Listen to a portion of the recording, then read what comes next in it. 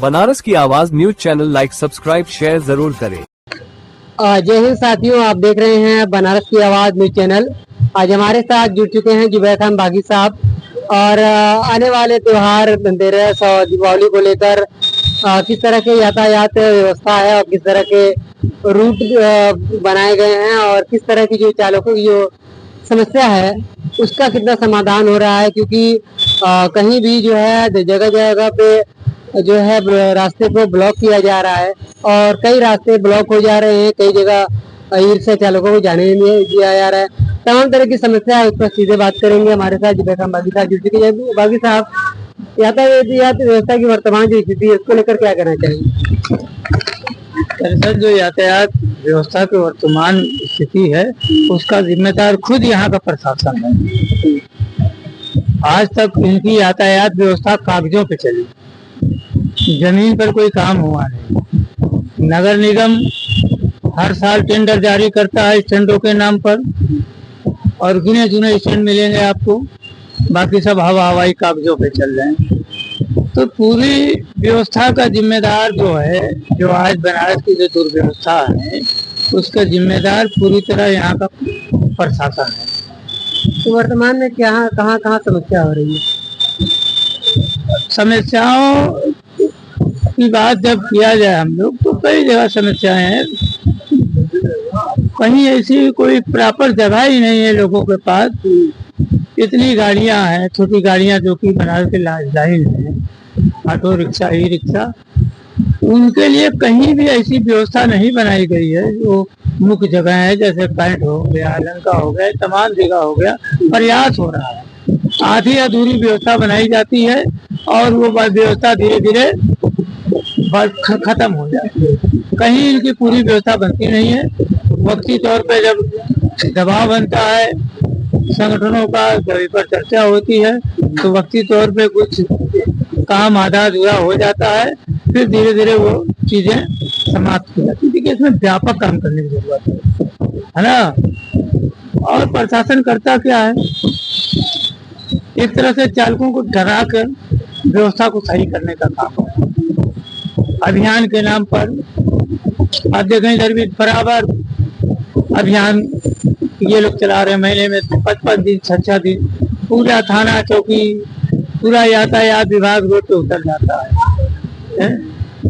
जितनी देर वो रोड पे रहता है उतनी देर तो सब चीजें समान होती है। फिर वही परिस्थिति, सवाल अभियान चला के चालकों का शोषण करके, उत्पीड़न करके समस्या का समाधान होना नहीं है। समस्या के समाधान के लिए व्यापक तौर पर बैठक करके यूनियन के लोग हों, यातायात विभाग हो, नगर निगम विभाग हो, PWD विभाग हो, इन सबको बीच में बैठ के गंभीर चर्चा करके एक नए सिरे से बनारस की प्लानिंग करके यातायात व्यवस्था को सुधारा जा सकता है। और हो क्या रहा है, यातायात अपनी मनमानी कर रहा है, नगर निगम अपनी मनमानी कर रहा है, PWD से कोई मतलब ही नहीं है और यूनियन के लोग चाह के भी कुछ कर नहीं पा रहे। कैसे करेंगे? यूनियन के नाम पर तमाम तरह के एजेंट टाइप के यूनियन तैयार हो चुके हैं। उनको ड्राइवरों के समस्याओं से कोई लेना देना है, उनको खुद एक अपनी समस्या है। उनकी समस्या है कि उनकी जेब भरना है, तो उनकी जेब कैसे भरे, वो अपनी समस्या पे काम करते हैं, वो चालकों की समस्या पे काम नहीं कर रहे हैं। तो बहुत सी चीजें हैं, कारण है कि बहुत व्यापक स्तर पे काम करने की जरूरत है। VIP मुंबई बराबर लगता है, जिससे रास्ते ब्लॉक हो जाते हैं, पूरा दिन रास्ता ब्लॉक रहता है। भाई अब ये जब से काशी विश्वनाथ कॉरिडोर बन गया है, कॉरिडोर बना है, तब से रोज कोई ना कोई VIP आते हैं। उनके लिए भी अलग से कोई व्यवस्था ही बनाने की जरूरत है, क्योंकि बनारस 24 घंटा चलने वाला शहर है और अगर उसमें 10 मिनट भी गाड़ी किसी चौराहे को आप बंद कर रहे हैं, किसी रास्ते को बंद कर रहे हैं, तो जाहिर सी बात है जाम लगना है। और ऐसी परिस्थिति जब भी VIP आते हैं तो पूरा का पूरा बनारस चौक हो जाता है। तो कहीं ना कहीं VIP के लिए भी कोई एक ऐसी व्यवस्था करने की प्रशासन की जरूरत है। ऐसे में मोहित अग्रवाल जी का एक स्टेटमेंट आया है कि हम 40 चौराहों पर जगह जगह पे प्रशासन लगाएंगे ताकि जो जाम की समस्या है उससे निजात मिल सके? वो एक कमिश्नर साहब का जो आदेश है, सिर्फ आदेश है, उनका आदेश उसी तरह है जैसे गले में अगर दर्द हो तो रस्सी बांध दो, सिर में दर्द, हाँ सिर में दर्द हो तो हथौड़े से मार दो, और बुखार है तो पानी में डुबा दो। उसी तरह का उनका आदेश मुझे लगता है, क्योंकि उस आदेश का कोई मतलब ही नहीं, उससे कोई समस्या का समाधान ही समस्याएं और बढ़ जाती है। ठीक है, और चालक यहाँ कुछ चालक उनसे बात कर लेंगे। अभी आप लोग को वर्तमान में क्या क्या समस्या हो रही है? समस्या हम लोग की बहुत काफी जाम का लेकर हो रही है। हम लोग कैंट से लंका चलते हैं तो जाम हम लोग के केवल सरकार को दिखती है और प्रशासन को दिखती है। ये जो सिटी बस है वो हम लोग की अगर 6 गाड़ी होगी तो उनकी जो है एक बस होगी।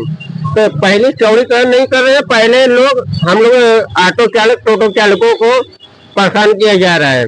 तो इधर रास्ता बंद है, इधर नहीं जाना है, वीआईपी मोमेंट है। अरे ये सब क्या स्थिति है भैया? पहले अपने तो खुद सरकार सुधारे, पहले अपने खुद प्रशासन तो सुधरे।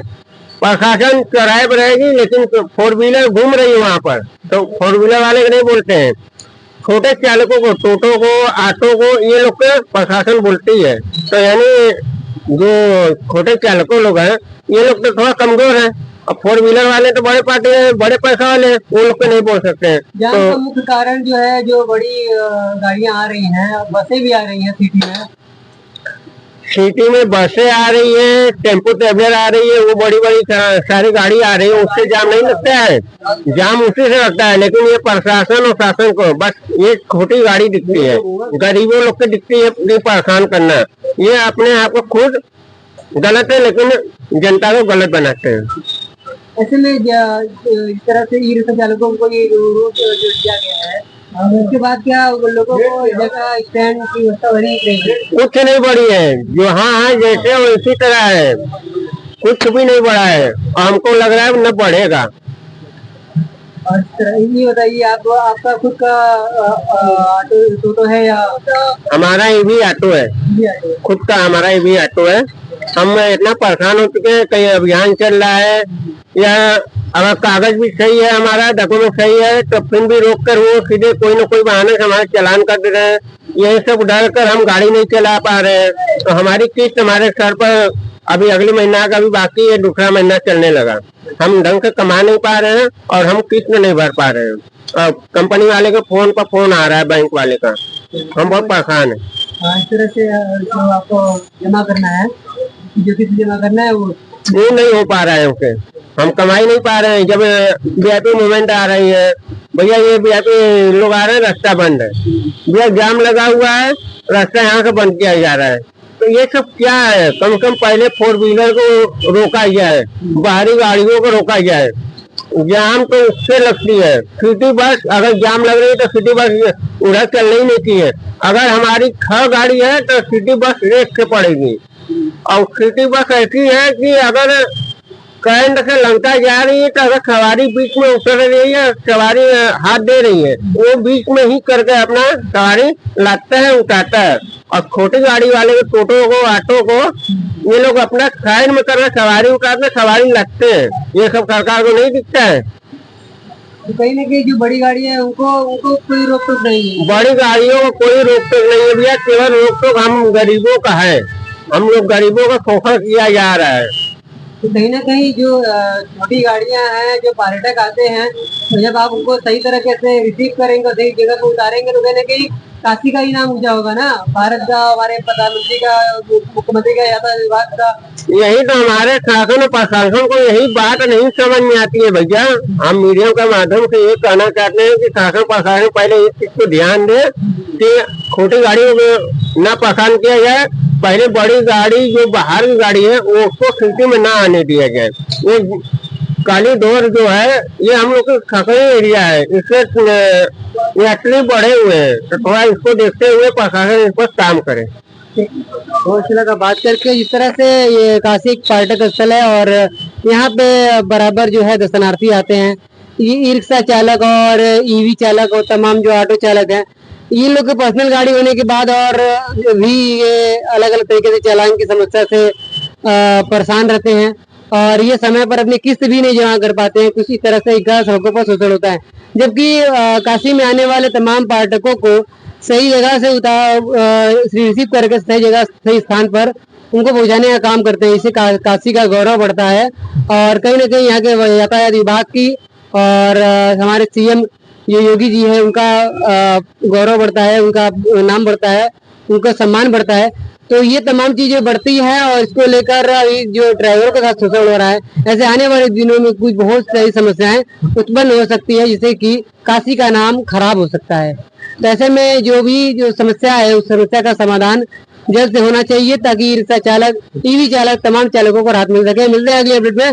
बनारस के बाद न्यूज चैनल पर नए हैं, चैनल को लाइक करें, सब्सक्राइब करें। वीडियो अच्छी लगी तो ज्यादा से ज्यादा शेयर करें और कमेंट करके आप अपनी प्रतिक्रिया रख सकते हैं कि आपके क्षेत्र में कहाँ रिक्शा चालक रोकते हैं और कहाँ का समस्या होती है। आप कमेंट बॉक्स में बोल सकते हैं। मिलते हैं अगले अपडेट में।